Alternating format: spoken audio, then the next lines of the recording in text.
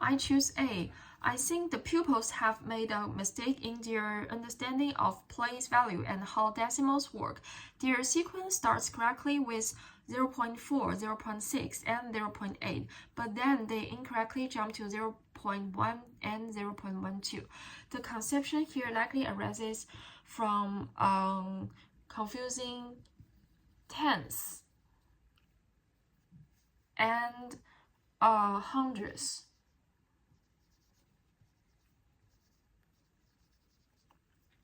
Yeah, these two conceptions. And the students may not have understood that the number of decimals should remain the same, incorrectly changing 0.8 to 0.1 while when adding 0.2 instead of it being 1. Students may have a misconception about the pattern of decimal growth, thinking that each time you add 0.2, you should add 2 to the first digital after the decimal point. When adding 0.2 to 0.8, the next term should be 1.0, but the pupils have written 0.1, which suggests they don't understand that 1.0 are different from 0.10 are different numbers. There are two different numbers. In decimal notation, 0.1 represents 10 hundredths, while 1.0 represents one whole number. Similarly, they've added 0.02 instead of 0.2 when continuing the sequence to reach 0.12, which shows they may fully grasp the concept of place value, particularly how numbers change when moving from tens to whole numbers. I think there are two ways to solve this problem. First one is use a number line.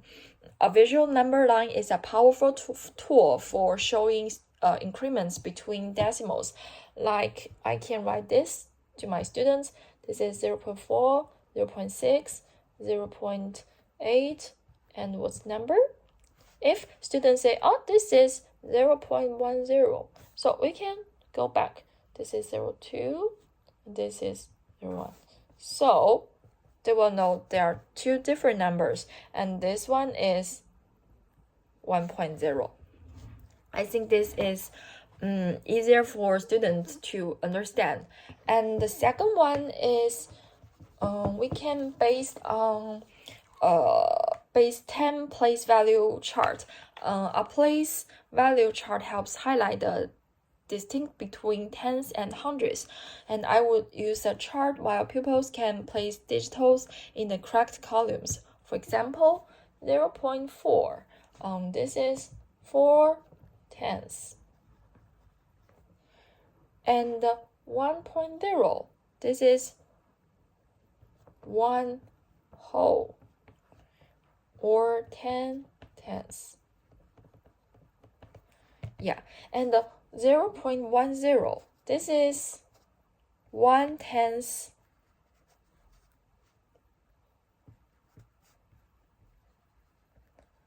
And 0 hundredths.